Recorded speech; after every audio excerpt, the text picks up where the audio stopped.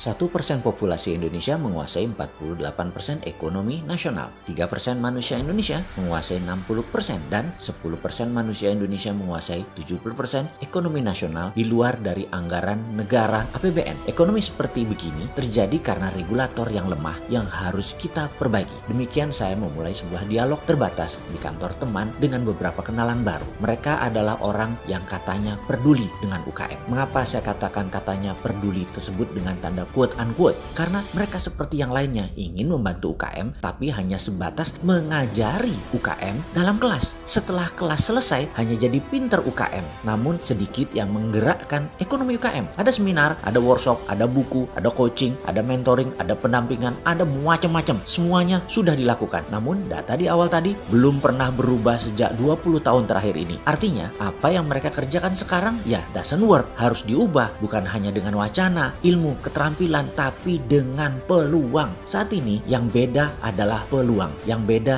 yang tidak adil adalah kesempatan. Coba deh, apa syarat pinjaman bank? Ada jaminan. Apakah semua pengusaha punya jaminan? Apakah UKM punya jaminan? Pertanyaan berikutnya, apakah syarat IPO di bursa saham? Omsetnya harus di atas 50 miliar setahun atau kapitalisasinya harus besar. UKM bisakah melantai di bursa IDX? Pakai fintech?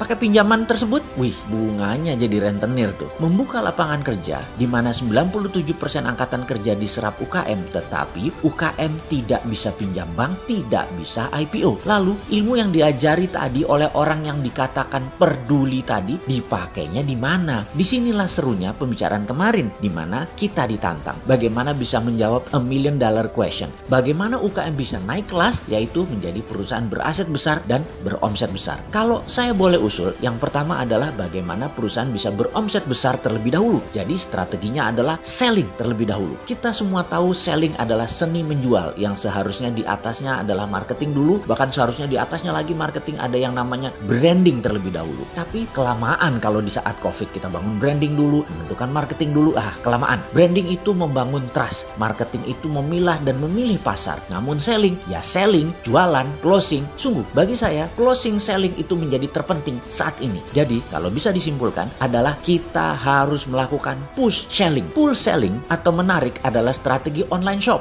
Berjualan menggunakan sosmed seperti IG atau FB. Marketplace seperti Tokopedia, Bukalapak, Shopee, itu semua besar biaya iklannya. Karena membuat orang kita tarik datang ke landing page kita, datang ke lapak kita. Di masa daya beli pilih-pilih seperti saat ini, karena kontraksi ekonomi resesi dunia, maka pull selling kurang agresif. Narik itu kurang agresif. Kita harus nyerang. Menyerang itu apa? Namanya push selling. Kita datangi sosmed orang, kita sambangi email orang, WA orang, Telegram grup, apapun kita infokan. Kita serbu dengan berbagai tools. Oke, ada yang perlu contoh push selling lebih rinci nggak? Oke, kita jelaskan, kita sederhanakan, kita ikuti cerita ini. Beberapa saat yang lalu ada pertanyaan dilontarkan ke saya. Bisa jelaskan apa itu dinaran, Pak? Pertanyaan datang dari seorang yang baru dikenalkan oleh mitra bisnis saya. Saya pun menjawab begini. Dinaran adalah GoPay plus Genius plus debit card plus underlying emas. Oh gitu, sistem pembayaran toh. Saya pikir dinaran itu seperti beli emas di Pegadaian, hanya lebih liquid karena berbasis teknologi digital. Oh bukan Pak, dinaran adalah aplikasi alat bayar multi channel. Saat ini kita luncurkan dinaran emas seperti tadi yang saya jelaskan. Nanti akhir Oktober 2020 ini ada dinaran dolar, di mana underlying dana Anda bisa memilih dolar sekarang. Ke depan bukan hanya emas underlyingnya, tapi bisa pilih dengan dolar di akun yang lain tentunya. Anda boleh punya 2 akun di dinaran, satu dinaran emas, satunya dinaran dolar. Jadi penjelasan lengkapnya dinaran dolar adalah GoPay plus Genius plus debit card plus underlying dolar. Sederhana membayangkannya, seperti personal portable money changers aplikasi dinaran tersebut. Demikian saya menjelaskan sesimpel mungkin, karena baru kenalan gak enak kalau jualan terus. Tapi saya tidak kuasa menahan untuk tidak meneruskan jualan. Namanya juga peluang di depan mata. Jadi saya teruskan.